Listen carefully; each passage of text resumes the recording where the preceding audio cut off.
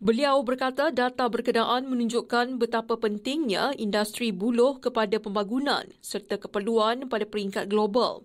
Beliau berkata pada masa ini terdapat lebih 577 pengusaha tempatan terlibat dalam pelbagai sektor berkaitan buluh termasuk perabot, pembinaan, tekstil, makanan, arang dan kraftangan. So buluh berpotensi besar menyokong industri perkayuan Malaysia ini kerana ia mempunyai lebih 70 spesies termasuk 45 spesies tempatan.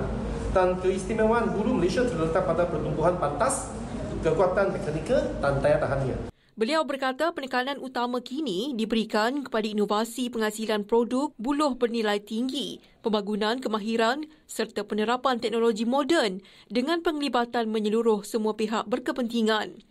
Sehubungan itu, katanya penekanan utama kini diberikan kepada inovasi penghasilan produk buluh bernilai tinggi, pembangunan kemahiran dan penerapan teknologi moden dengan penglibatan menyeluruh semua pihak berkepentingan.